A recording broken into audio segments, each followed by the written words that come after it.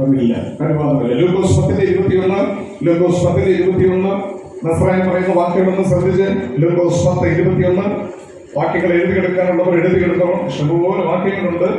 ഇത് അവൻ പരിശുദ്ധാത്മാവിനാൽ ആനന്ദിച്ചു പറഞ്ഞത്, പിതാവേ, സ്വർഗ്ഗത്തിനും ഭൂമിക്കും കർത്താവായുള്ളവേ, നീ ഇവ ജ്ഞാനികൾക്കും വിവേകികൾക്കും മറച്ച് ശിശുക്കൾക്ക് വെളിപ്പെടുത്തിയതുകൊണ്ട് ഞാൻ നിന്നെ വാഴ്ത്തുന്നു. പറയുന്നവനാരാ? നസ്രായൻ. നസ്രായന്റെ പ്രത്യേകത എന്താ? യെശയ്യാവ് 11:2 ഇശായിയുടെ കുറ്റിയിൽ നിന്ന് പൊട്ടിപ്പുറപ്പെട്ട ആ മുളയെ സംബന്ധിച്ച് 2-ാം വാക്യത്തിൽ എഴുതിയിരിക്കുന്നു, അവന്റെ മേൽ യഹോവയുടെ ആത്മാവ് ആവസിക്കും. 7 വിധത്തിലുള്ള പ്രത്യേകതയോടുകൂടിയ ആത്മസാന്നിധ്യത്തെ അവിടെ വിശദീകരിക്കുന്നു. അതിൽ തുടരുന്നത് എങ്ങനെയാണ്? അവന്റെ മേൽ യഹോവയുടെ ആത്മാവ് ആവസിക്കും എന്ന് പറഞ്ഞിട്ട് ജ്ഞാനത്തിന്റെയും അപ്പോൾ ദൈവത്തിന്റെ ജ്ഞാനത്തിന്റെയും വിവേകത്തിന്റെ ആത്മാവ് പ്രാപിച്ച നസ്രായൻ പറയാ, നീ ഇത് ജ്ഞാനികൾക്കും വിവേകികൾക്കും മറച്ച്. അങ്ങനെയെങ്കിൽ ഇത് രണ്ടും രണ്ടാണ്. ഒന്ന് തമ്പുരാന് അനുവദിച്ച് ആത്മാവിൽ അവിടുത്തെ പ്രവൃത്തി വെളിപ്പെടുത്താൻ നമ്മൾ ഇടപെടുന്നുള്ളൂ. ഒരു മേഖല പൊടിഞ്ഞാൽ മറ്റൊരു മേഖല വെളിപ്പെടും. ജ്ഞാനത്തിന്റെയും വിവേകത്തിന്റെയും ആത്മാവിനാൽ നിറയപ്പെട്ടവൻ പറയുന്നു, നീ ഇത് ജ്ഞാനികൾക്കും വിവേകികൾക്കും മറച്ചിട്ട് ശിശുക്കൾക്കാണ് വെളിപ്പെടുത്തി കൊടുക്കുന്നത്. പകൽ പറയാം, ദൈവത്തിന്റെ മഹാകാര്യങ്ങൾ ശിശുക്കൾക്കാണ് വെളിപ്പെടുത്തി കൊടുക്കുക. നമ്മൾ ശിശു എന്ന് പറയുന്നത് നിങ്ങൾ തിരിഞ്ഞ ശിശുക്കളെ പോലെ ആയിത്തീരണം, സ്വർഗ്ഗരാജ്യം ഇങ്ങനെയുള്ളവർക്ക് ഉള്ളതാണ് എന്ന് പറയുമ്പോൾ നമ്മൾ സാധാരണ പറയാറുള്ളത് നിഷ്കളങ്കതയാണ്. കുഞ്ഞുങ്ങളുടെ സിൻസിയർ അനുഭവമാണ് നിഷ്കളങ്കതയെ പറയുന്നത്. പക്ഷേ അവിടെ നിഷ്കളങ്കതയല്ല ഉദ്ദേശിക്കുന്നത്, ഡിപ്പെൻഡൻസിയാണ്. ലേഖനം 2:1 പറയുന്നത് ഇങ്ങനെയാണ്, നിങ്ങൾ ഇപ്പോൾ ജനിച്ച എന്താ അങ്ങനെയുള്ള ശിശുക്കളുടെ പ്രത്യേകത. വെളിപ്പാടിലേക്ക് കയറുക. ആ കുഞ്ഞിന് സ്വയം പര്യാപ്തതയില്ല. അതിനെ കുറിച്ച് അതിന് പ്രത്യേകമായ ജ്ഞാനമോ വിവേകമോ ഇല്ല. അത് പ്രാപിച്ചവരാണ് അതിനെ വളർത്തുന്നത്. നമ്മളെ വളർത്തുന്നവരാണ്, വളരുവാനാക്കുന്നവരാര്? നമ്മുടെ അപ്പൻ. എന്താണ് ശിശു എന്ന് പറഞ്ഞാൽ? ഡിപ്പെൻഡൻസിയാണ്. കാര്യം മനസ്സിലാകുന്നുണ്ട്? ഇപ്പോൾ ജനിച്ച ശിശുവിനെ പോലെ ക്രിസ്തു എന്ന തലയോളം വളരണമെന്നുള്ളതാണ് ദൈവിക പദ്ധതി. പക്ഷേ അങ്ങനെ വളർന്നാലും ഡിപ്പെൻഡൻസി വിട്ട് കളയരുത്. മനസ്സിലാക്കുന്നവരെ ഞാൻ ദൈവത്തെ വാഴ്ത്തുന്നത്. അപ്പന്റെ മുമ്പിൽ എപ്പോഴും ഡിപ്പെൻഡ് ചെയ്യത്തക്ക വിധത്തിൽ ഒരു ശിശുവിനെ പോലെ ദൈവം നമ്മെ കണ്ടിരിക്കണം. അങ്ങനെ കണ്ടാൽ ആർക്കും മറയ്ക്കും, പക്ഷെ നമുക്ക് ദൈവം മറയ്ക്കത്തില്ല. ഒന്നും മറവല്ലെന്ന് അരുളി ചെയ്തവന്റെ ആത്മാവ്, ഇരുട്ട് പോലും മറവല്ലെന്ന് അരുളി ചെയ്തവന്റെ കണ്ണുകൾ, ആത്മസാന്നിധ്യം അതുപോലെ നമ്മളിലൂടെ അവന്റെ പ്രവൃത്തിയായി വെളിപ്പെടേണ്ടതിന് ഇന്ന് പകൽ ആരെങ്കിലും വെളിയുള്ളവർ താല്പര്യപ്പെടുന്നെങ്കിൽ ദൈവം നിറയ്ക്കാൻ തയ്യാറാണ്. മറയ്ക്കാനല്ല, നിറയ്ക്കാൻ തയ്യാറാണ്. ശിശുവിനെ പോലെ അവിടുന്ന് കാണട്ടെ. അതിന് തടസ്സം നമ്മിലുള്ള ജ്ഞാനമാണ്, വിവേകമാണ്. 1 കൊരിന്ത്യർ 1:19 ബാക്കിയിൽ പെട്ടെന്ന് എടുത്ത് വായിച്ചു. 1 കൊരിന്ത്യർ 1:19 ജ്ഞാനികളുടെ ജ്ഞാനം ഞാൻ നശിപ്പിക്കും, ബുദ്ധിമാന്മാരുടെ ബുദ്ധി. ശ്രദ്ധിക്കേ, ജ്ഞാനികളോട് എതിർക്കുന്നത് ദൈവം. അറിവുണ്ടെന്ന് പറയുന്നവരോട് അടുക്കല്ല. ബുദ്ധിരാക്ഷസന്മാരോട് ഞാൻ എതിരാണ് എന്ന് ശപിക്കുന്ന നിർബന്ധത്തോടെ എതിർത്ത് പ്രവർത്തിക്കുന്ന ഒരു ദൈവമാണ് നമ്മുടെ അപ്പൻ. ഇന്ന് പകൽ പറയണം, ഞാൻ നിന്റെ മുമ്പിൽ ഒരു ശിശുവിനെ പോലെ പ്രാപിക്കാനിരിക്കുന്നു. ശ്രദ്ധിക്കുക, സ്വന്തം വിവേകത്തിൽ എന്ത് ചെയ്യരുത്? ഊന്നരുത്. അങ്ങനെ ഊന്നിയ പല കുട്ടികളെ നമുക്ക് ശ്രദ്ധിക്കാം. 1 തെസ്സലോനിക്കർ 2:18 പൗലോസിനാൽ ആത്മാവിൽ രചിക്കപ്പെട്ട തെസ്സലോനിക്ക ലേഖനത്തിലൂടെ തെസ്സലോനിക്കയിലുള്ള വിശ്വാസികളോട് ഒട്ടും ലജ്ജയില്ലാതെ, ഒട്ടും നാണക്കേട് തോന്നാതെ അദ്ദേഹം തന്റെ ആത്മീക ജീവിതത്തിൽ സംഭവിച്ച ഒരു പരാജയത്തിന്റെ ഒരു അനുഭവത്തെ എടുത്ത് എഴുതുകയാണ്. 1 തെസ്സലോനിക്കർ 2:18. അതുകൊണ്ട് നിങ്ങളുടെ അടുക്കൽ വരുവാൻ ഞങ്ങൾ വിശേഷാൽ പൗലോസായ ഞാൻ 1-2 വട്ടം വിചാരിച്ചു. ഭൂതങ്ങളെ പുറത്താക്കാൻ അഭിഷേകമുള്ളവൻ പറഞ്ഞ ശാസിക്കാൻ പറ്റാത്ത വിധത്തിൽ, എനിക്ക് പോകാൻ അങ്ങോട്ട് വരാൻ കഴിയാത്ത വിധത്തിൽ സാത്താൻ ഞാൻ വിചാരിച്ചപ്പോഴൊക്കെ എന്നെ തടഞ്ഞു. എന്താ കാര്യം? ആരാ വിചാരിച്ചത്? പൗലോസായ ഞാൻ.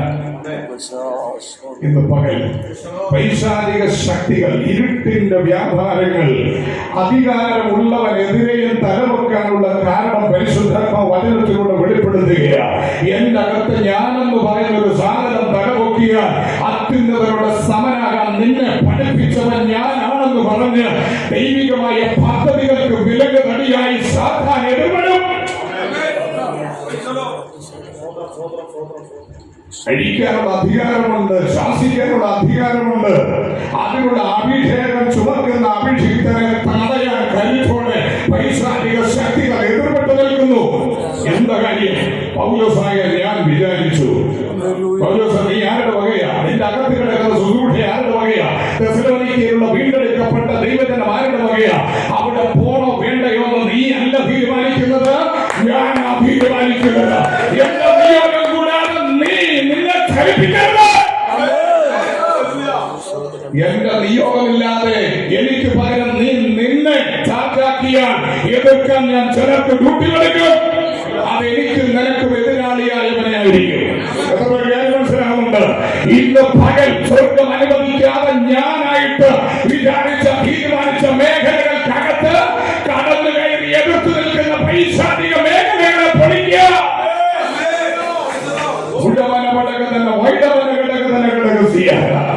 കർത്താവിന് വേണ്ടി പ്രയോജനപ്പെടാൻ വിളിയുണ്ടെന്ന് ഉള്ളിൽ നല്ല ബോധ്യമുണ്ടായിട്ട് ആത്മാവിന്റെ നിയോഗം ലഭിക്കാതെ ഞാനായിട്ട് എടുത്ത തീരുമാനത്തിന്റെ പിന്നിൽ വലിഞ്ഞു കയറി എതിർത്ത് തലവെച്ച് നിൽക്കുന്നതിന് ഇന്ന് മകൾ ദൈവവചനമെന്ന ആത്മാവിന്റെ വാഴിയാൽ വഴി മാറുന്നു പറയപ്പെട്ട വിധത്തിൽ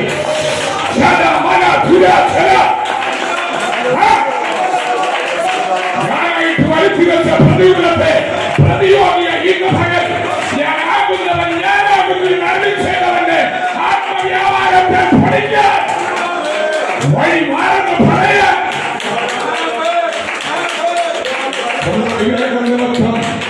ഞാനായിട്ട് വരുത്തിവെച്ച പ്രതികൂലത്തെ ഞാനാകുന്നവൻ ഞാനാകുന്നതിന് അറിയിച്ചവന്റെ ആത്മാവിന്റെ നിറവിൽ ഇന്ന് പകൽ എതിർത്ത് കാറ്റിനെ ചതയ്ക്കാൻ കഴിയുന്ന വിധത്തിൽ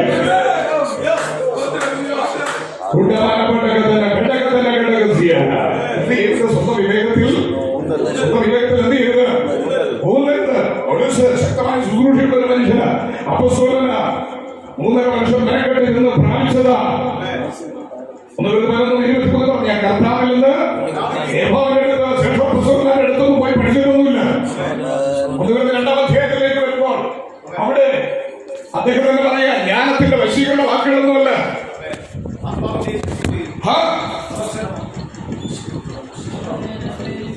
അത്രമേൽ ദൈവത്തിന് പിടിവെടുക്കാൻ പുള്ളിക്ക് ആദ്യം ദൈവം ഒരു പണി കൊടുത്തു എന്നുള്ളത്. 3-ാമത്തെ വാക്യത്തിലേക്ക് വരുമ്പോൾ തെസ്സലോനിക്ക ലേഖനത്തിൽ അദ്ദേഹം പറയാ, ഞാൻ നിങ്ങളെ അടുക്കൽ വരുവാൻ കർത്താവ് എന്ത് ചെയ്യണം? വഴി ഒരുക്കുവാനാകട്ടെ, ആ തടസ്സം മാറ്റി തരേണ്ടത്.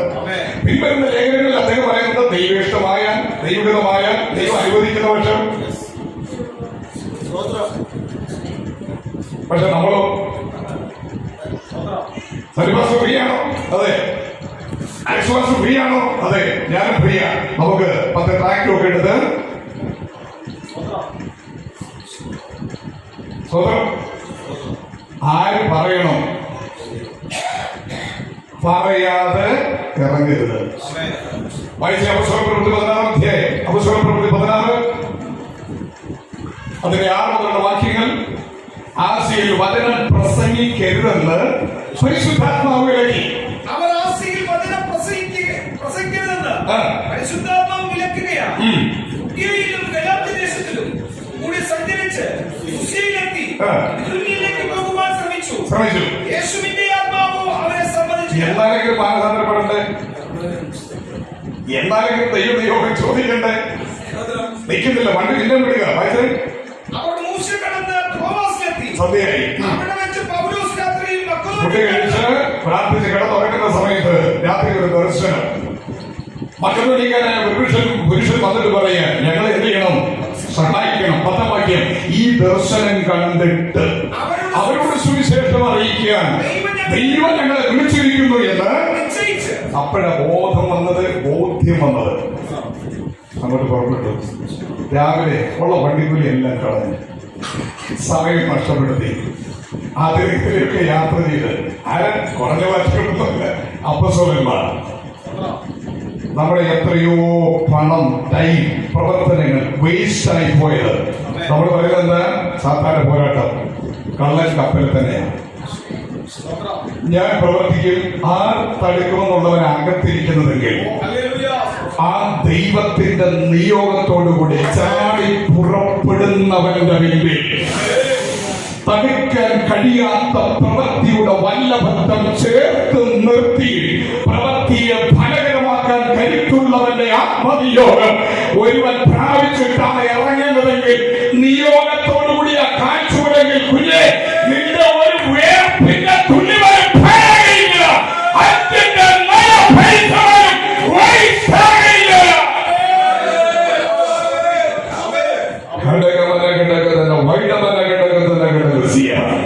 ഇത് ഭൂമിയുടെ അറ്റത്തോളം പോയി സാക്ഷിയാകണമെന്നുള്ള ഒറ്റ വാക്യത്തിൽ പിടിച്ച് നമ്മളങ്ങ് ഇറങ്ങുക.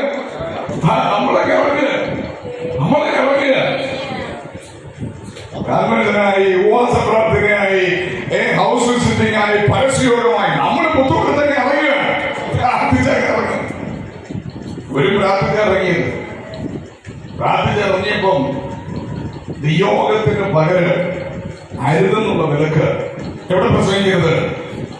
ആശയിൽ പ്രസംഗിക്കരുത്. അങ്ങോട്ട് പോകാനാ താല്പര്യപ്പെട്ടത്. അപ്പൊ അവിടെ മാത്രമല്ലേ വിലക്കുള്ളൂ, ബാക്കി വിലക്കില്ലല്ലോ.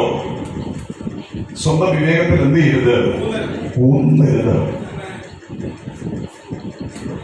തേജസ്സേറിയ ശുശ്രൂഷയ്ക്ക് 30, 60, 100 മേനി വിളവ് കൊയ്യാൻ വിളിക്കപ്പെട്ട വയലിൽ വേറെയാക്കി വെച്ച് അഭിഷിക്തനോട് ഒരു കൂടപ്പിറപ്പ്, ഒരു കൂട്ടു സഹോദരൻ എന്നുള്ള നിലയിൽ ഒരു പ്രസംഗമായിട്ടോ ഒരു ടീച്ചിങ് ആയിട്ടോ എടുക്കരുത്.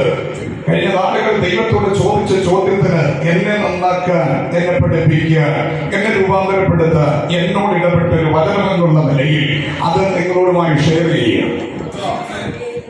ജീസസ് അനുവദിക്കപ്പെട്ട ഭൂമിയിലെ ആയുസ്സിനകത്ത് പകരപ്പെട്ട അഭിഷേകം നിന്ന് കത്തി റിസൾട്ട് പുറത്തു വരണമെങ്കിൽ അനുവദിച്ച സമയം ഒരു സെക്കൻഡ് പോലും പാഴായി പോകാതെ അത് അത്യുന്നതനായ ദൈവത്തിന്റെ പ്രവൃത്തിയായി തമ്പുരാന്റെ നാമത്തിന്റെ മഹത്വമായി വെളിപ്പെടണമെങ്കിൽ ദൈവാത്മാവ് ശക്തമായി ഇതിന്റെ നടുവിൽ ക്ഷണിക്കുന്നുണ്ട്. സ്വന്തം വിവേകത്തിൽ ഊന്നി പരാജയപ്പെടുത്താൻ പരിശ്രമം നടത്തുന്ന പൈശാചിക പദ്ധതികളെ ഇന്ന് പകൽ വചനത്തിന്റെ അഴിച്ചുവിട്ട ആത്മവ്യാപാരത്താൽ പിടിച്ചു കെട്ടി അതിന്റെ മീതെ നല്ലൊരു റിസൾട്ട് ദൈവരാജ്യ വീശേന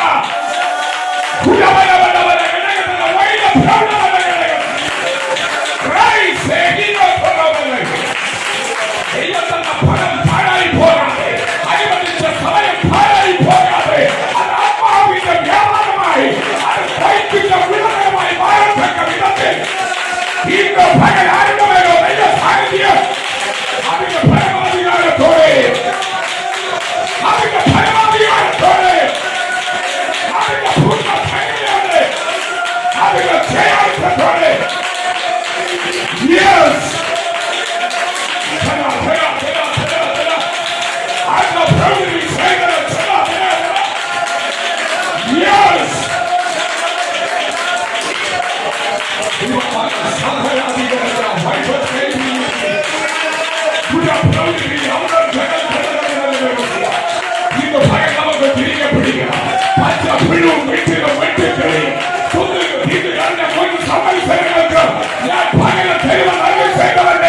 ആത്മാവിനെ കഴിഞ്ഞ നാളുകളിലെ സകല മാറ്റങ്ങളും ഈ ആത്മാവിൽ തിരിച്ചു പിടിക്കുക.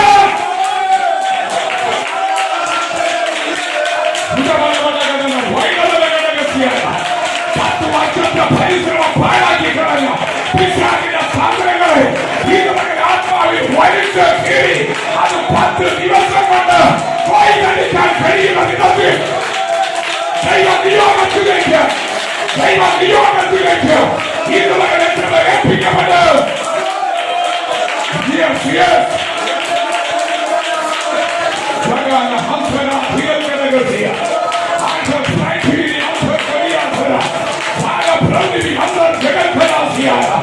യേശുവിന്റെ നാമത്തിൽ ജയം.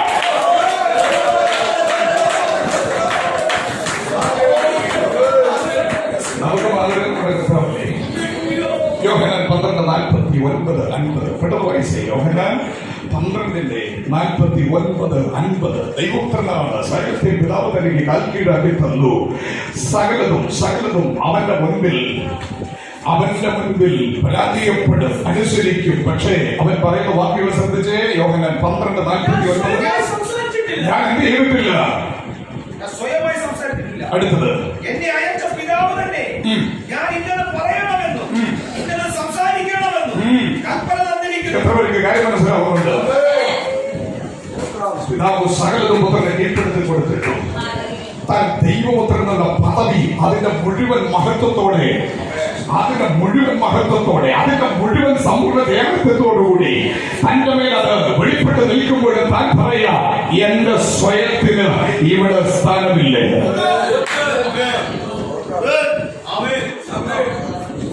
കാര്യം മനസ്സിലാവും?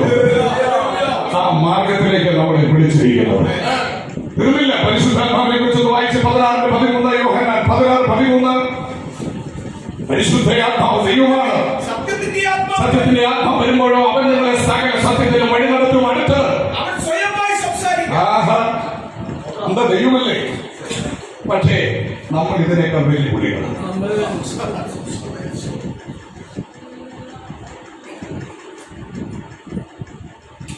എനിക്കറിയാം, ഞാൻ ഒന്ന് ആലോചിച്ചിട്ട് പറയാം, ഞാൻ നാളെ പറയാം.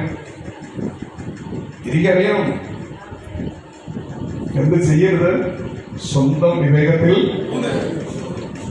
ഇനി ആ സ്വയത്തിനകത്ത് കയറി കളിച്ചാലോ? ആവർത്തനം 32:5 സങ്കീർത്തനം 49:12 ആവർത്തനം 32:5 അവൻ അവനോട് ഭക്ഷണത്വം പ്രവർത്തിച്ചു. അതുകൊണ്ട് അവനവന്റെ മക്കൾ അല്ല. പിന്നെന്തുവാ? സ്വയകളങ്കം. അവർ അവനോട് വശത്വം കാണിച്ചു. അവരവന്റെ മക്കളല്ലെന്ന്. പിന്നെന്തുവാ? സ്വയകളങ്കം. എത്ര കാര്യം മനസ്സിലാവുന്നുണ്ട്? പുത്രത്വത്തിന്റെ ലെവലിനകത്ത് ഉപയോഗിക്കപ്പെടാനോ അവകാശം പ്രാപിക്കാനോ കഴിയാത്ത വിധത്തിൽ അത്ര ശക്തമായ പ്രതിയോഗിയാണ് നമ്മുടെ അകത്ത് കയറി കിടക്കുന്ന സ്വയം. ഇന്ന് പകൽ അവനെ അറസ്റ്റ് ചെയ്യണം. ഈ പകൽ അവനെ അറസ്റ്റ് ചെയ്യണം. നമ്മൾ പ്രതിയോഗിയെ പുറത്തേക്ക് നോക്കുമ്പോൾ നാം അറിയാതെ നമ്മുടെ അകത്ത് അത്യുന്നതോട് സമനായ ബന്ധം കൊള്ളുന്ന ഒരു വല്ലാത്ത വ്യാപാരമുണ്ട്. ഈ അവനെ പൊളിക്കണം.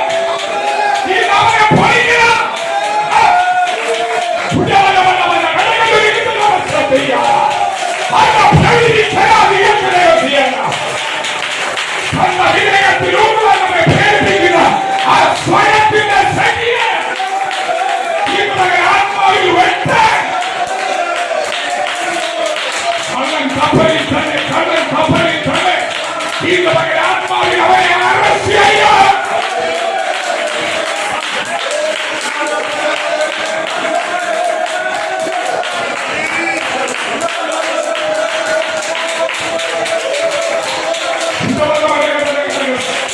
ആത്മാവിൽ അവനെ കണ്ട് അറസ്റ്റ് ചെയ്യാം. വാചകത്തിന്റെ പിന്നിൽ നിന്ന് ആത്മാവിനെ ദുരാത്മാവിനെ പിടിക്കാൻ ദൈവപ്രവൃത്തിയെ തടയുന്ന വ്യാപാരം ഇന്ന് പകൽ നമ്മുടെ അകത്തൊരാവശ്യം പോലും ചലിക്കാൻ കഴിയാത്ത വിധത്തിൽ എന്റെ ദൈവം അതിനെ അഴിക്കുക.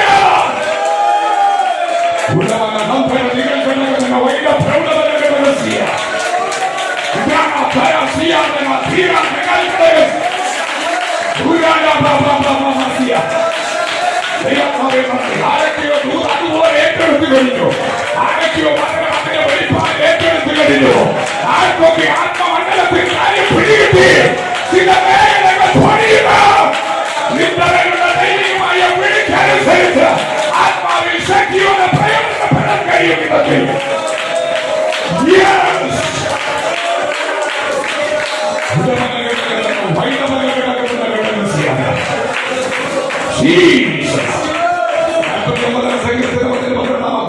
മനുഷ്യൻ ബഹുമാനത്തെ നിൽക്കുകയില്ല. ആരുടെ ബഹുമാനം? ദൈവത്തിന്റെ ബഹുമാനമാണ്. മനുഷ്യൻ ബഹുമാനത്തെ നിലനിൽക്കുകയില്ല. അവൻ നശിച്ചു പോകുന്ന മൃഗങ്ങൾക്ക് തുല്യം. ഇത് ആരുടെ ഗതി? സ്വയാശ്രയക്കാരുടെ 49 സങ്കീർത്തനം 49:12. എന്നാൽ മനുഷ്യൻ ബഹുമാനത്തിൽ നിലനിൽക്കയില്ല, അവൻ നശിച്ചു പോകുന്ന മൃഗങ്ങൾക്ക് തുല്യം. എന്താ ഇത് സ്വയാശ്രയക്കാരുടെ ഗതിയാകുന്നു. ഇത്? സ്വയാശ്രയക്കാരുടെ ഗതിയാകുന്നു. ഉണരുന്നു, കഴിക്കുന്നു, മൃഗങ്ങളെ പോലെ മാത്രം. നാശത്തോടെ മാനത്തോടിരിക്കുന്ന മനുഷ്യൻ വിവേകഹീനനായി കഴിഞ്ഞാൽ വിവേകഹീനൻ. ഏത് വിവേകം? ദൈവികമായ വിവേകത്തിന് ഹീനത വരുത്തി സ്വന്തം വിവേകത്തിൽ ഊന്നിയാൽ അവൻ ആരാ? സ്വയാശ്രയക്കാരൻ. അവൻ എങ്ങനെ നശിക്കും? മൃഗങ്ങളെ പോലെ നശിക്കും. ആത്മാവിന് അതിനകത്ത് സ്ഥാനമില്ലെന്ന് എത്ര ഒരു കാര്യം മനസ്സിലായി. ഇന്ന് പകൽ ഈ സാധനത്തെ അറസ്റ്റ് ചെയ്യണം. ഒരംശം പോലും എന്റെ കൂടെ എന്നിൽ നിന്ന് വേണ്ട, നിന്നിൽ നിന്നുള്ളത് മതിയെന്ന് പറയത്തക്ക വിധത്തിൽ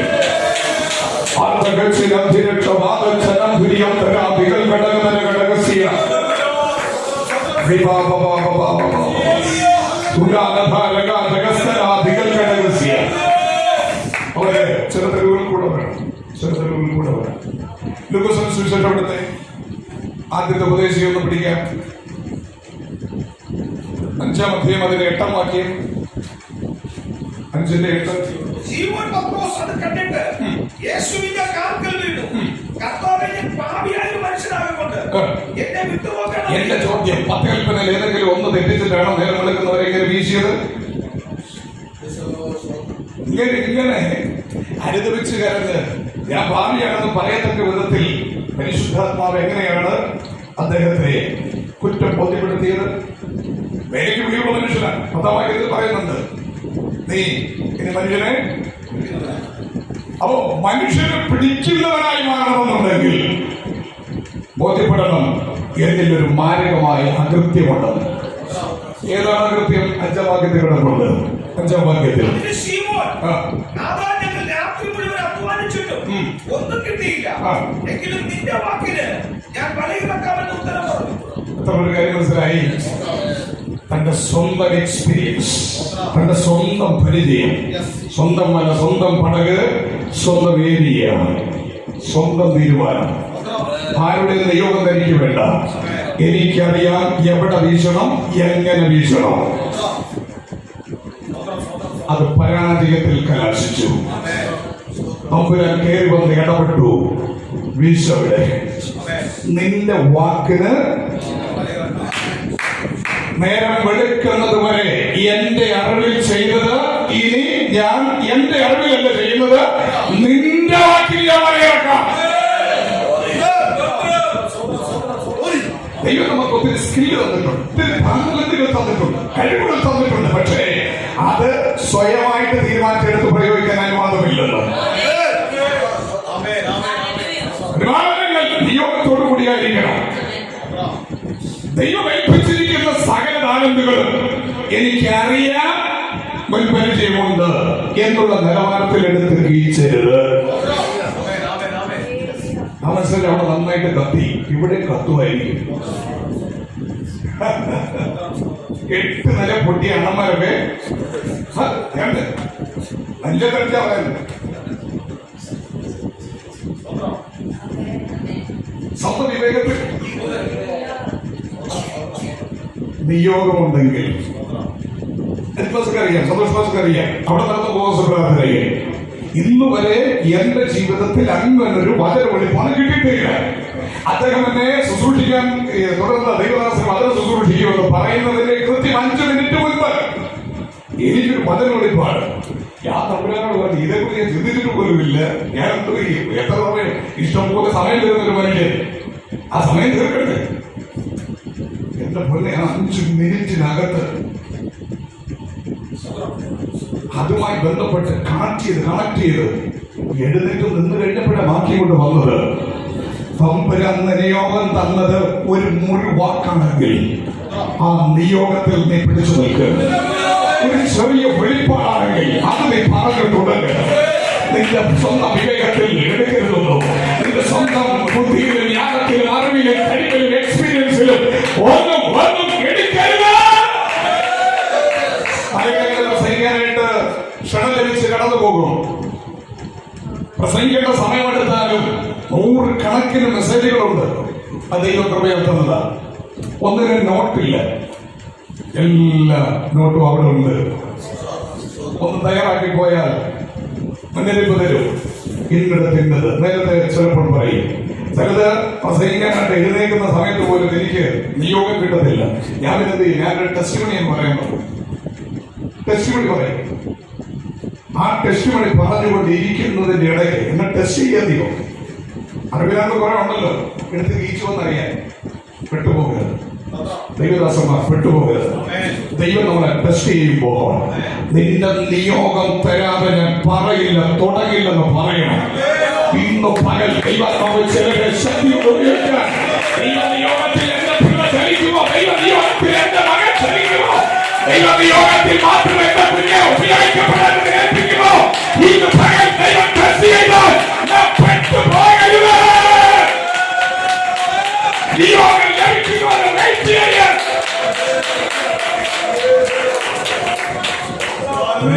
വാഹനത്തിൽ ഇങ്ങോട്ട് വരുമ്പോൾ തന്നെ പറഞ്ഞു, ഇന്ന വിഷയം ശുശ്രൂഷിക്കാൻ അദ്ദേഹത്തിനോട് പറഞ്ഞത് മുൻകൂട്ടി പറഞ്ഞു.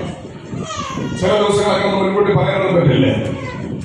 അവിടെ ഞാൻ പിടിച്ചു നിൽക്കും, പ്രാർത്ഥനയോടെ നിൽക്കും. എന്റെ ടെസ്റ്റ് മണി പറയും.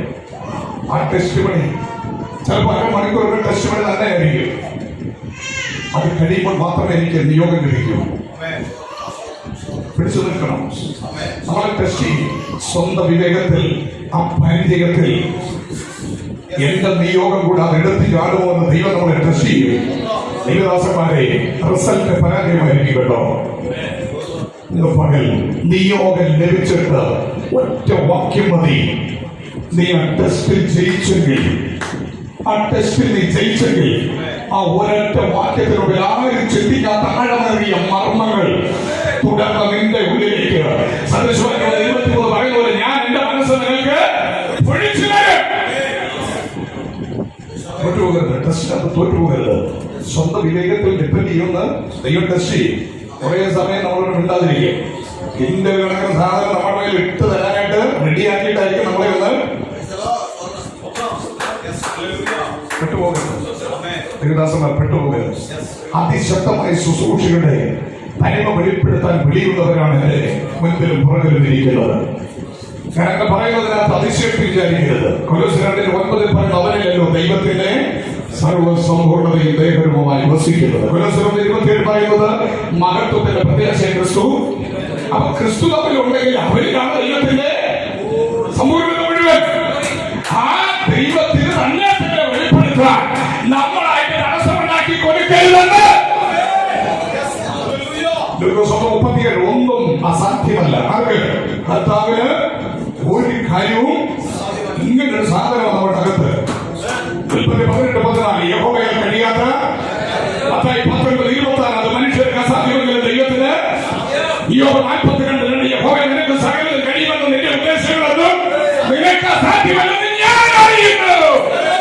ഇങ്ങനൊരു മഹാദൈവത്തെ വഹിച്ചുകൊണ്ട് നടക്കാൻ വിളിക്കപ്പെട്ടിട്ടും ആ മഹാദൈവത്തിന്റെ സാന്നിധ്യം ക്രിസ്തു മുഖാന്തരം നമ്മുടെ അകത്തുണ്ടായിട്ടും ആ ദൈവത്തിന് അവന്റെ പ്രവൃത്തി സ്വാഗതത്തോടെ ചെയ്യാൻ കഴിയാത്തതിന്റെ കാരണം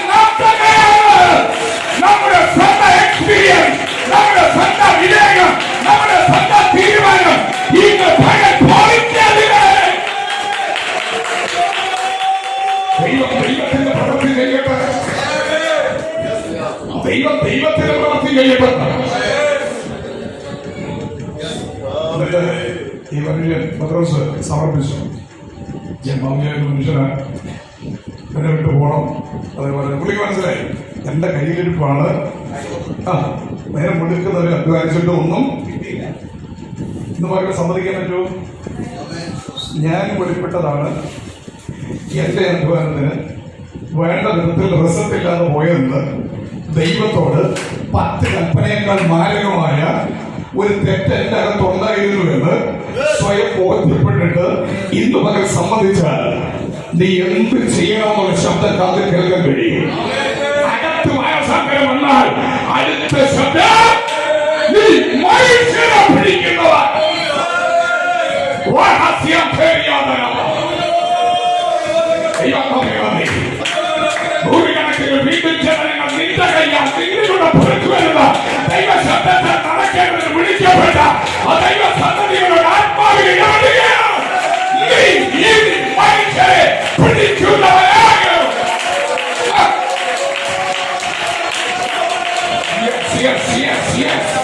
കൂട്ടമായി സ്നാനം നടക്കേണ്ട, കൂട്ടമായി സ്നാനം നടക്കേണ്ട ഒറ്റ പ്രസംഗത്തിൽ 3000 മാനസാന്തരപ്പെടുത്തി മുക്കി പൊക്കിയെടുക്കാൻ വിളിയുന്നവന്റെ അകത്ത് ആ വിളിയുടെ റിസൾട്ട് വെളിപ്പെടണമെങ്കിൽ നിന്റെ സ്വന്തം വിവേകത്തിലല്ല, എന്റെ നിയോഗത്തിൽ മാത്രം.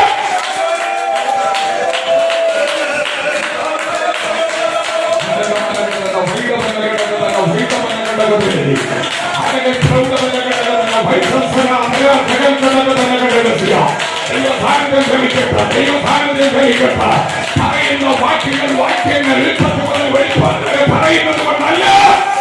1/2 മണിക്കൂർ മെസ്സേജ് 3000 പേരുടെ രൂപാന്തരം. നിന്റെ വാക്യങ്ങൾ ഞാൻ വലയിറക്കൂ, നിന്റെ വാക്യങ്ങൾ ഞാൻ വലയിറക്കൂ, നിന്റെ വാക്യങ്ങൾ നിയോഗത്തിലെ ഞാൻ ക്ഷയിക്കും. പക്ഷേ ഇതിനിടയ്ക്ക് നിങ്ങൾക്ക് ഒരു തട്ടുകളിലൂടെ പറ്റി. നിന്റെ വാക്കിന് മലയിറക്കാവുന്ന സംബന്ധിച്ച് ആ പ്രിൻസിപ്പിൾ അനുസരിച്ച് ഇനി മനുഷ്യനെ പിടിക്കാൻ ഒക്കൂ എന്നുള്ള പാഠമൊക്കെ അദ്ദേഹം പഠിച്ചെങ്കിലും യേശുവിന്റെ ക്രൂശീകരണത്തിന് മുൻപ് കർത്താവ് ഇങ്ങനെ പറഞ്ഞു, തിരുവഴുത്തിന്റെ നിവൃത്തിയുടെ ടൈമായി. ഏതാ? ഇടയിലെ വിട്ട മാടുകൾ ചുരുട്ടിപ്പോകും. നിങ്ങൾ എല്ലാവരും ഇന്ന് രാത്രി എങ്കിൽ കേട്ടതും വളരെ ആചാരിക്കുന്നത് എല്ലാവരും അറിയാനും എനിക്കെല്ലാം നന്നായിട്ട് അറിയാവും.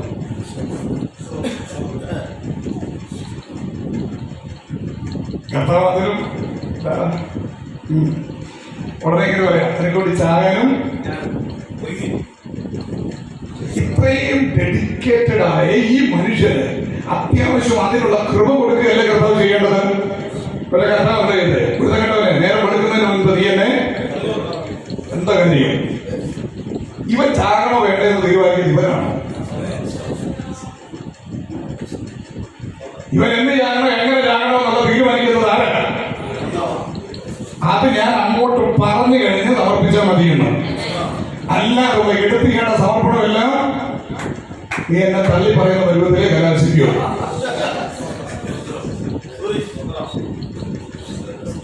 ഒടുവിൽ 21 അധ്യായം യോഹന്നാനിലേക്ക് കാര്യങ്ങൾ എത്തിച്ചു. 21 അധ്യായം അവിടെ പിടിപ്പിച്ചു. 15-ാമത്തെ വാക്യം മുതൽ അറസ്റ്റ് വാറുണ്ട്.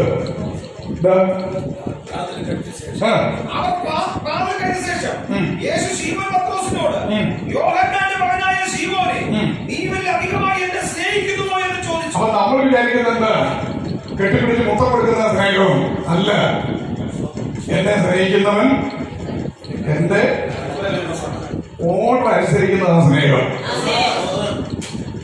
നമ്മൾ വിചാരിക്കുന്ന എന്തോ എന്നെ നക്കിക്കൊല്ലാനുള്ള സ്നേഹം, എന്നെ കൊല്ലാനുള്ള സ്നേഹം.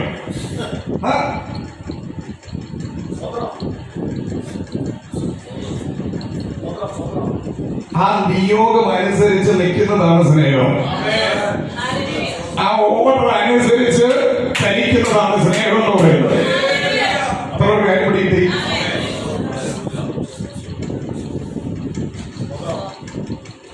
എന്നിഷ്ടമല്ല, നിന്നിഷ്ടമല്ല, നിന്റേത് മാത്രം എന്നൊക്കെ പറഞ്ഞ് അങ്ങോട്ട് പൂർണ്ണമായി പിടികൊടുക്കുന്നതാണ് സ്നേഹം എന്ന് പറയുന്നത്. 18-ാമത്തെ വാക്യം തുടങ്ങി വായിച്ച് 18. അവനോട് എന്റെ ആടുകളെ മേയ്ക്കാം. ഞാൻ നിന്നോട് പറയുന്നു, നീ യൗവനക്കാരനായിരുന്നപ്പോൾ നീ തന്നെ അരകെട്ടി ഇഷ്ടമുള്ളോടത്ത് നടന്നു. വയസ്സായ ശേഷമോ നീ കൈനീട്ടുകയും മറ്റൊരുത്തൻ നിന്നെ അരകെട്ടി നിന്നെ ഇഷ്ടമില്ലാത്തിടത്തേക്ക് നിന്നെ കൊണ്ടുപോകും. ഒടുവിൽ തല കീഴായിട്ടാണ് പത്രോസിനെ ക്രൂശിച്ചു വന്നതെന്നല്ല നമുക്ക് ചരിത്രം അറിയാം. അത് ഇങ്ങേരുടെ ഇടത്ത് അണ്ണഞ്ഞു പോരെന്ന് പറഞ്ഞ യേശുദ പിടികൊടുത്തതല്ല. ഞാൻ അങ്ങോട്ട് പറയും, നീ എങ്ങനെ ചാകണം, നീ എപ്പോൾ ചാകണം, അപ്പൊ സർവ്വ ചെയ്താൽ മതിയെ. ഇത് അവിടെ നിന്നുള്ള നിയോഗം ആവശ്യപ്പെടാനൊന്നുമില്ല. നമ്മൾ കാണിക്കറി അങ്ങോട്ടങ്ങ് റിസൾട്ടോ നേരെ ഓപ്പോസിറ്റ്. സ്വന്തം വിവേകത്തിൽ എന്ത് ചെയ്യരുത്. 41 അധ്യായം യോസഫ് എന്ന് പറയുന്നത് 30 വയസ്സുള്ള ഒരു ചെറുപ്പക്കാരനെ സംബന്ധിച്ച് ആ രാജ്യത്തെ മിസ്രൈമിൽ ദൈവം അവരെ കാണിച്ച സ്വപ്നത്തിന്റെ നിവൃത്തിക്ക് വേണ്ടി എത്തിച്ച കാര്യങ്ങളെല്ലാം നമുക്ക് നന്നായിട്ട് അറിയാം. കാരാഗൃഹത്തിനകത്ത് വെച്ച് പറഞ്ഞ് രണ്ടുപേർ കണ്ട സ്വപ്നത്തിന്റെ അർത്ഥം പറഞ്ഞു വെച്ച് വിവരം പറവനെടുത്തെത്തി അദ്ദേഹം ആളയച്ചവനെ വരുത്തുന്നു. 41 അധ്യായം അതിന്റെ 14 മുതൽ. ഉടനെ ഫറവോൻ ആളയച്ച് യോസേഫിനെ വിളിപ്പിച്ചു. അവർ അവനെ വേഗത്തിൽ കുട്ടറയിൽ നിന്ന് ഇറക്കി. അവൻ ക്ഷൗരം ചെയ്യിച്ച് വസ്ത്രം മാറി ഫറവോന്റെ അടുക്കൽ ചെന്നു. ഫറവോൻ യോസേഫിനോട്, ഞാനൊരു സ്വപ്നം കണ്ടു, അതിനെ വ്യാഖ്യാനിക്കാൻ ആരുമില്ല. എന്നാൽ നീ ഒരു സ്വപ്നക്കാരൻ, കേട്ടാൽ വ്യാഖ്യാനിക്കുമെന്ന് നിന്നെ കുറിച്ച് ഞാൻ കേട്ടിരിക്കുന്നു. ആരും ഇല്ലാതിട്ടൊന്നുമല്ല, ആശ്രയിച്ച കുടികളെല്ലാം കൈവിട്ടു. 8-ാം വാക്യം 24-ാം വാക്യം ഒന്ന് വായിച്ചേ. 8-ാം വാക്യം 24. അത് നേർത്ത കതിരുകൾ 7, നല്ല കതിരുകളെ വിഴുങ്ങിക്കളഞ്ഞു. അടുത്തത്, ഇത് ഒരു മന്ത്രവാദികളോട് പറഞ്ഞു, എന്നാൽ വ്യാഖ്യാനിപ്പാൻ ആർക്കും കഴിഞ്ഞില്ല. ഈ 8-ാം വാക്യം. അത് കാലത്ത് അവൻ വ്യാകുലപ്പെട്ട മിസ്രൈമിലെ മന്ത്രവാദികളെയും ജ്ഞാനികളെയും എല്ലാം. ആരും ഇല്ലാതിട്ടല്ല, ഉള്ളവനെ കൊണ്ട് ഗുണമൊന്നും. എന്നിട്ടാണ് അദ്ദേഹം പറയുന്നത്, എന്റെ രാജ്യത്ത് ഇത് കൈകാര്യം ചെയ്യാൻ ആരുമില്ലെന്ന്. ഇന്ന് പകലൊരു തൂതി ഞാൻ പറയാം. മന്ത്രവാദികൾക്ക് പരിമിതികളുണ്ട്, ദുഷ്ടപിശാചിന് പരിമിതികളുണ്ട്. തലമുറകളെ തൊടാം, വസ്തു വകകളെ, സമ്പത്തിനെ തൊടാം, അവന്റെ ശരീരത്തിന്റെ ആരോഗ്യത്തെ തൊടാം. എവിടെ തുടരുത്? പ്രാണനെ മാത്രം. ഒരു കാര്യം മനസ്സിലാവുന്നുണ്ട്. പുറകെ നടന്ന അനുവാദം മേടിച്ച പോലും പൈശാചിക ശക്തിക്ക് നമുക്കെതിരെ പരിമിതികൾ വെച്ചിട്ടുണ്ട് ദൈവം. മന്ത്രവാദികൾക്ക് പരിമിതികളുണ്ട്. പക്ഷെ പരിധിയില്ലാത്ത ഒരു മഹാദൈവത്തിന്റെ ആത്മാവിന്റെ സാന്നിധ്യം ഒരുത്തരവൻ നിറഞ്ഞാൽ അവർ പരാജയപ്പെടുന്ന ഇടത്ത് ദൈവാത്മാവിൽ നാം വിജയത്തിന്റെ കൊടി പാലിച്ചിരിക്കും. അതൊരു രാജ്യത്തെ നേരിടുന്ന പ്രതിസന്ധിയാണെങ്കിൽ പോലും അത് കൈകാര്യം ചെയ്യാൻ സ്വന്തം വിവേകത്തിൽ ഊന്നാത്തവരെ ദൈവം എഴുന്നേൽപ്പിച്ചിരിക്കുക. വായിച്ചിട്ട് നമുക്ക് അല്പസമയം ദൈവത്തെ ഒന്ന് ഓർക്കപ്പെടുക. വായിച്ച താഴോട്ട് 44 മുതൽ താഴോട്ട്. ഈ രാജ്യത്ത് ആരുമില്ല. അടുത്തത്, ഫറവോൻ യോസേഫിനോട്, ഞാനൊരു സ്വപ്നം കണ്ടു, അതിനെ വ്യാഖ്യാനിപ്പാൻ ആരുമില്ല. എന്നാൽ നീ ഒരു സ്വപ്നം കേട്ടാൽ വ്യാഖ്യാനിക്കുമെന്ന് നിന്നെ കുറിച്ച് കേട്ടിരിക്കുന്നു. നിന്നെ കുറിച്ച് നീ അഡ്രസ് ചെയ്യുന്നുണ്ടോ? ആര് ഫോക്കസ് ചെയ്യുന്നത്? യോസേഫിനെ. ആര്? ഒരു ഭരണാധികാരി. നമ്മളാണ് അന്നേരം കൂടി ചേർത്തേ. ഇതിനുവേണ്ടി കുറെ നാളെ പ്രാർത്ഥനയോടെ നടന്നത്. ഇത്രയും ഘട്ടം കഴിച്ച് നടത്തിപ്പോയി. പക്ഷെ 16-ാം വാക്യത്തിൽ യോസേഫ് പറയുന്ന മറുപടി കേട്ടെ. അതിന് യോസേഫ് ഫറവോനോട്, ഞാനല്ല,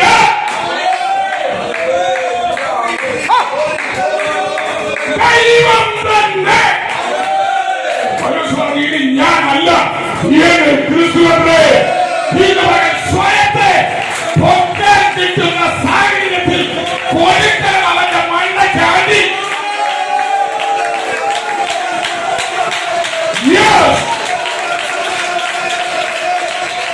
ഏത് വലിയവൻ എന്റെ സ്വയത്തെ പൊക്കാൻ വിരച്ചുനി അഡ്രസ് ചെയ്യുമ്പോ അവൻ മനസ്സിലാകത്തില്ല. അവൻ ചേർത്ത് വെച്ച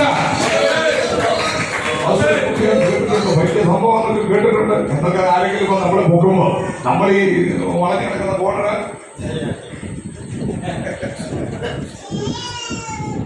നമ്മള് കുറച്ച് നേരത്തെ അറിയേണ്ടതായിരുന്നു. എതിരാളികൾ നിമിത്തം ഞാനിങ്ങനെ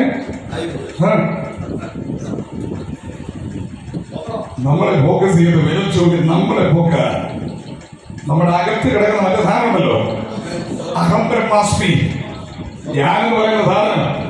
അതുകൊണ്ടാണ് നമ്മളെ ഇടയ്ക്ക് ഞാനാ സ്നാനപ്പെടുത്തിയത്, ഞാനാ ദൂത് പറഞ്ഞത്, ഞാനാ പോയി കുത്തിയിരുന്ന് പ്രാർത്ഥിച്ചത്, ഞാനാ ഇടവില്ല കേട്ടോ, കയറി വരുന്ന ഞാനാ ഇന്ന് അവന്റെ തലവന്റെ അടിച്ചു പൊട്ടിക്കണം.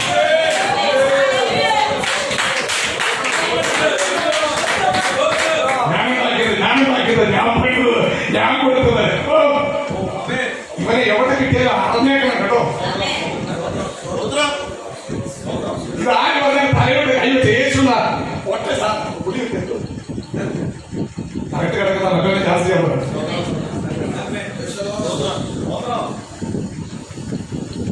എന്നിട്ട് അവിടെ ആരാ വെളിപ്പെട്ടത്?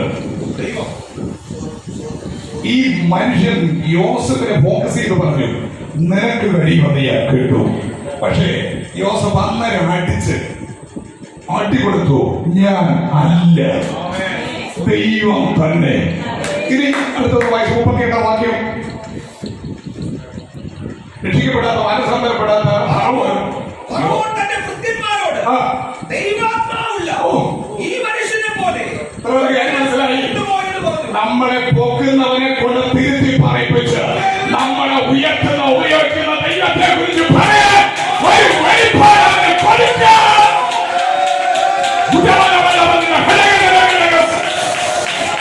നിന്റെ ദൈവം എവിടെയെന്ന് ജാതികൾ ചോദിക്കുമ്പോൾ അകത്ത് കൊടുക്കേണ്ട ആണ്ടി കൊടുത്തിട്ട് അവർ പറയണം, ദൈവം നിന്റെ കൂടെയുണ്ട്, നിന്റെ ദൈവം, നിന്റെ ദൈവം, നിന്റെ ദൈവം. ഇത് പറയിപ്പിക്കാൻ ഇന്ന് വരെ സമർപ്പണമുള്ള എത്ര പേരുണ്ട്? ഇനി ഞാനല്ല, എന്നിൽ. ഇത് നമ്മളിങ്ങനെ വെള്ളപ്പൊട്ടമൊക്കെ ഇട്ട് പാല് വിട്ട് ഒരു സോക്സ് മനസ്സ് കയറ്റി നമ്മളിങ്ങനെ മഹാദൈവം പറഞ്ഞ എന്തോ അതിന്റെ കാണിക്കും.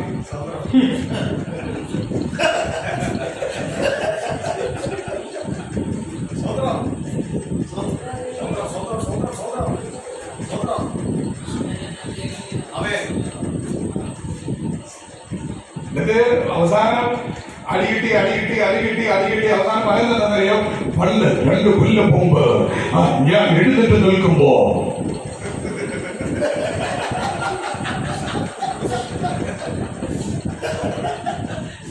ഞാൻ ഒരു വീട്ടിലേക്ക് കയറി ചെന്ന സ്റ്റെപ്പിലേക്ക് കാൽ വെച്ചപ്പോൾ ഇപ്പൊ സ്റ്റെപ്പൊന്നും ഇല്ലേ?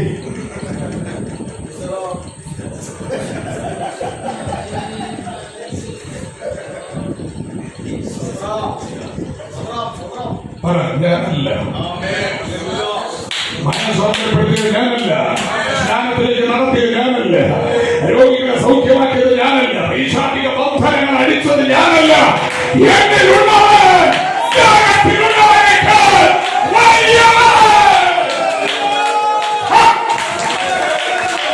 നമ്മുടെ നസ്രായനെ, നമ്മുടെ ദൈവത്തെ വെളിപ്പെടുത്താൻ കിട്ടുന്ന അവസരങ്ങളെല്ലാം ഉപയോഗിച്ചോളാം.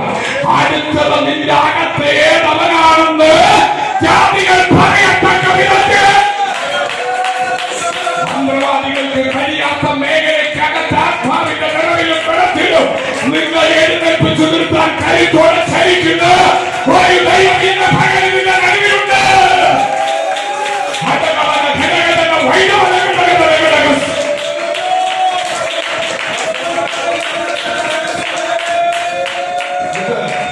ഈ ഫറോവ ജോസഫിനെ കുറിച്ച് പറയേ, ദൈവാത്മാവുള്ള ഈ മനുഷ്യനെ പോലെ ഒരുത്തനെ ഇതൊന്ന് നമ്മളെ നോക്കി പറയിപ്പിക്കുക. അനവധി കഷ്ടങ്ങളിലൂടെ ദൈവം കണ്ട ദർശനത്തിന്റെ നിവൃത്തിക്ക് വേണ്ടി പ്രതികൂല സാഹചര്യത്തിലൂടെ കുഴിയിലും അവൻ ഇസ്മായിലിയുടെ തലവറയിലും ആ കച്ചവടക്കാരുടെ കയ്യിലും തലവറയിലും ഒക്കെ അനവധിയായി പ്രതിസന്ധിയുടെ കടന്നു വന്നിട്ട് ദൈവം കാണിച്ച ദർശനത്തിന് നിവൃത്തി വരാതെ, പൂർത്തീകരണം കാണാതെ ആരെങ്കിലും ഇതിന്റെ നടുവിലുണ്ടെങ്കിൽ ഒറ്റ വാക്കിനകത്ത് ആ ഭൂമിന്റെ നിവൃത്തിയുണ്ടെന്ന് ഇനി ഞാൻ അല്ല എന്ന് പറയുന്ന ആ സെക്കൻഡിൽ തന്നെ അവരെ കാണിച്ച ദൈവിക ദർശനത്തിന്റെ നിവൃത്തിയുടെ ചലനം ചലനം ചലനം ചലനം ചലനം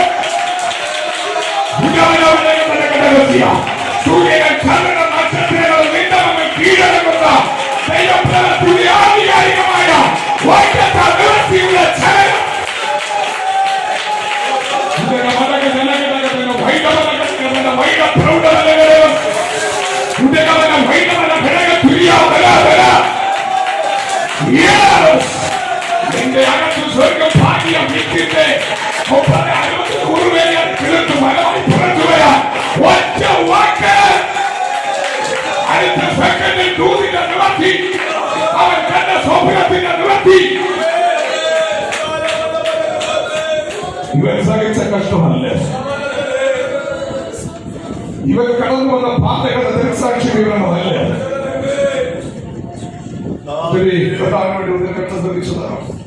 ദൈവം നൽകിയ ദർശനത്തിന് വേണ്ടി പിടിച്ചു നിന്നതെന്ന് മൊത്തം സ്വന്തം സഹോദരന്മാർ പകച്ചു. നമ്മളെ കരയിപ്പിക്കാനല്ലാതെ വല്ലതിനും കൊള്ളാവല്ലോ. നമ്മളെ ഇത് കരയിപ്പിക്കും, നമ്മളെ ഡാലും കൊടുക്കും പിന്നെ മുക്കിക്കൂടെ.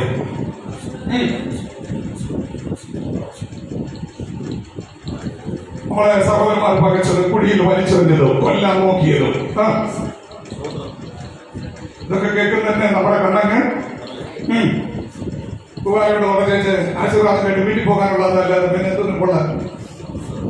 പക്ഷേ നീ അനുഭവിച്ചതിന്റെ പിന്നിൽ, നീ കണ്ട ദർശനത്തിന്റെ പിന്നിൽ ചലിക്കുന്ന ഒരു കരം രംഗത്ത് ക്ഷണത്തിൽ വെളിപ്പെടണമെങ്കിൽ നീ എന്ത് പറയണം? ഞാൻ അല്ല.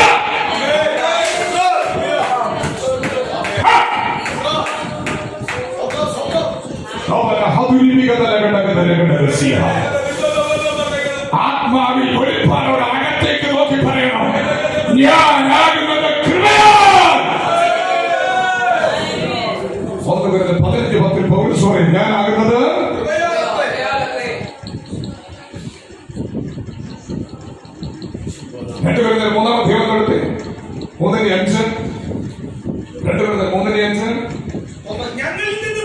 ഞങ്ങളിൽ നിന്ന് തന്നെ വരുന്നു എന്നുള്ളതുപോലെ ഞങ്ങൾ സ്വയമായി സങ്കല്പിക്കാൻ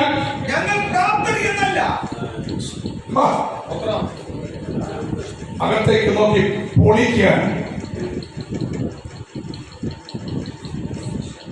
തലമുക്കി വരുന്ന ദൈവപ്രവൃത്തിയെ തടയാൻ എന്റെ അകത്ത് മറഞ്ഞും തെളിഞ്ഞും എഴുന്നേറ്റ് വരുന്ന ആ ഞാനെന്ന് പറയുന്ന വല്ലാത്ത കീടത്തെ, ലൂസിഫറിനേക്കാൾ കരുത്തുള്ള വല്ലാത്ത വ്യാപാരത്തെ ഇന്ന് പകൽ ചാതയ്ക്കാൻ, താഴെ തള്ളി പൊളിക്കാൻ, സഹിക്കരുതെന്ന് പറയാൻ ചങ്കുറ്റുമുള്ള എത്ര പേരുണ്ട്?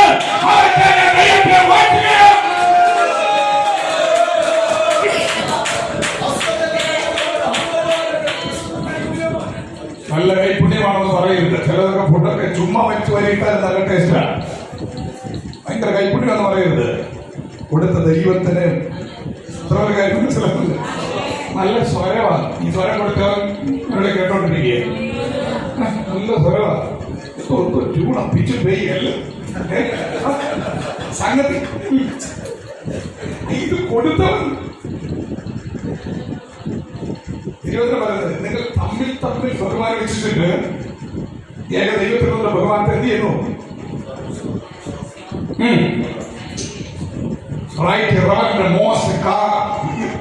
നമ്മൾ തമ്മിൽ നോക്കുക.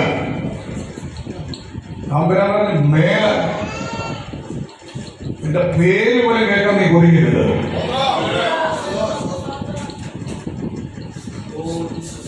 ഈ കൺവെൻഷനും ഫസ്റ്റ് പ്രയത്നം ഒക്കെ മീറ്റിങ്ങൾക്ക് ഫോട്ടോ വെക്കുന്ന ഒരു ഇടപാടാണ്. ഇത് എന്റെ അമ്മ എന്താണ് ചെയ്യുന്നത്. അതിനകത്തൊരു കാര്യമുണ്ട്. എവിടെ നിന്നും ഒരു നോട്ടീസ് പക്ഷേ കൈ കിട്ടി. ഞാനിതൊന്നും കൊണ്ട് അവിടെ കാണിക്കുന്നില്ല. നീ എന്റെ ഫോട്ടോ വെക്കുന്നുണ്ട്, ഫോട്ടോ മീറ്റിംഗ് കൊടുക്കുന്നുണ്ട്. ദൈവം മാനിക്കുന്നല്ലേ, ദൈവം ഉയർത്തതാ, ശ്രേഷ്ഠന്മാരോട് കൂടിയതാ, അങ്ങനെ വിചാരിച്ച് ഞാൻ കൊടുത്തതാ. ശ്രീരാമത്തിൽ പറയാ, നിന്റെ ഫോട്ടോ കണ്ട് ആരെങ്കിലും മാനസാന്തരപ്പെടുന്ന ഉറപ്പുണ്ടെങ്കിൽ വെച്ചോളാൻ.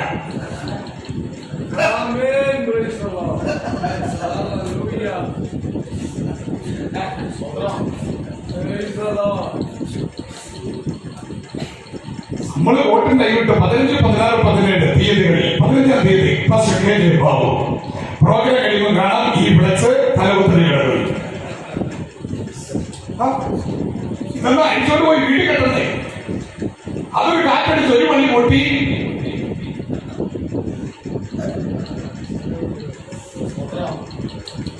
അതൊരു കാര്യം മനസ്സിലാക്കുന്നുണ്ട്.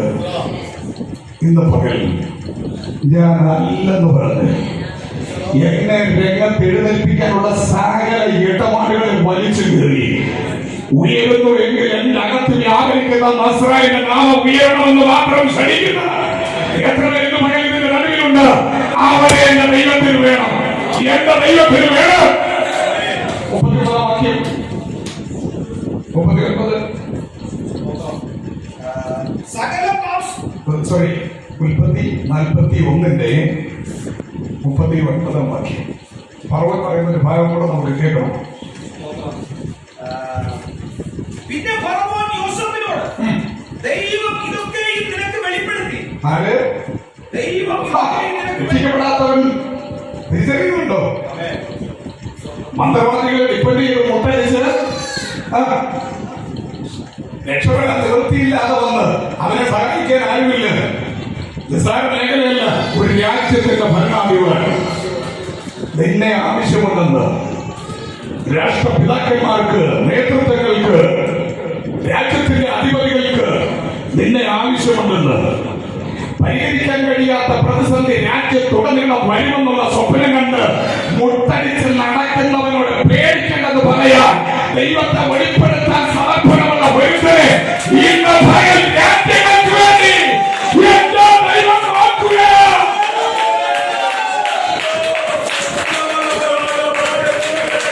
വരാൻ പോകുന്ന വിപത്തിനെ തടയാൻ കഴിവുള്ള ദൈവത്തിന്റെ ജ്ഞാനത്തിന്റെ വിവേകത്തിന്റെ ആത്മാവിനെ പ്രാപിച്ച ഒരെണ്ണത്തെ ഇന്ന് പകൽ ഇതിന്റെ നടുവിൽ തമ്പുരാൻ തെരഞ്ഞു കഴിഞ്ഞാൽ ഞാൻ കർത്താവിന് പറയാൻ കഴിയുന്ന എത്ര പേർ ഇതിന്റെ നടുവിലുണ്ട്? രാജ്യങ്ങളുടെ ഭാവി ശുശ്രൂഷയുടെ ഉന്നത വേദികൾ മന്ത്രവാദികളെ പരാജയപ്പെടുത്തി, ശകലവാദികളെ പരാജയപ്പെടുത്തി, ലോകത്തിന്റെ ജ്ഞാനികളെ പരാജയപ്പെടുത്തി, ദൈവത്തിന്റെ ജ്ഞാനത്തിന്റെ വിവേകത്തിന്റെ ആത്മാവിലാണ്. Yes! Yes, yes!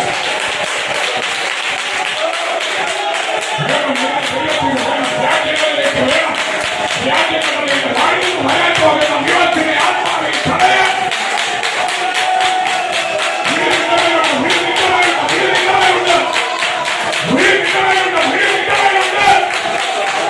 Yes, yes!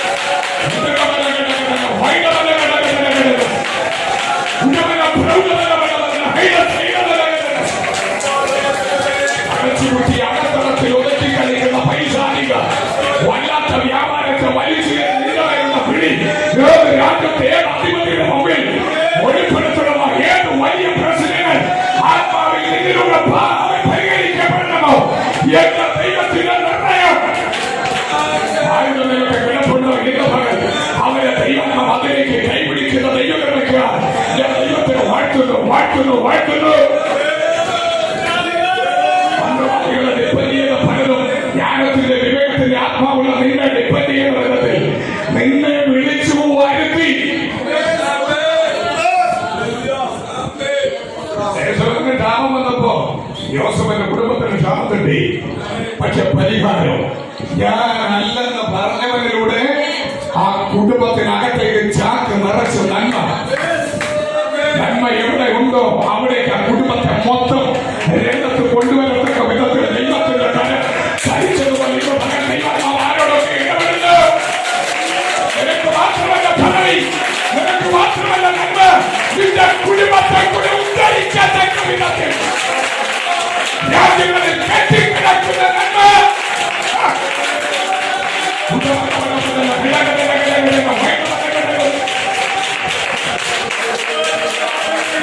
Yes, yes.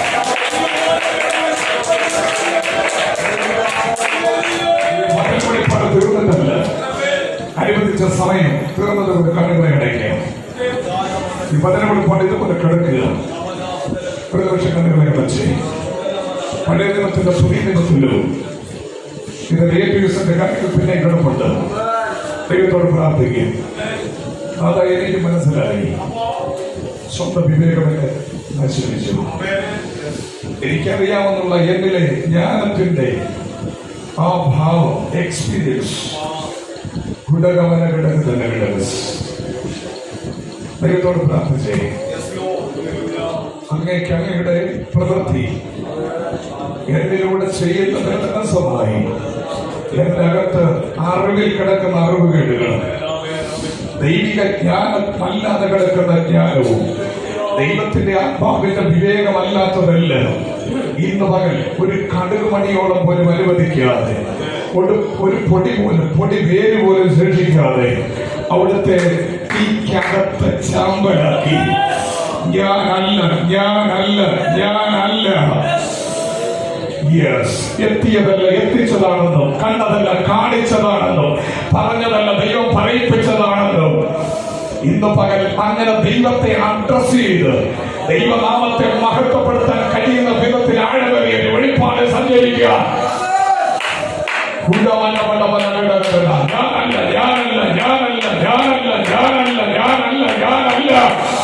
ഞാനല്ല ദൈവമത്രേ എന്ന് എനിക്ക് ബോധ്യപ്പെട്ടാൽ നീയല്ല നിന്റെ ദൈവം തന്നെ എന്ന് ജാതികൾക്ക് ബോധ്യപ്പെടത്തക്ക വിധത്തിൽ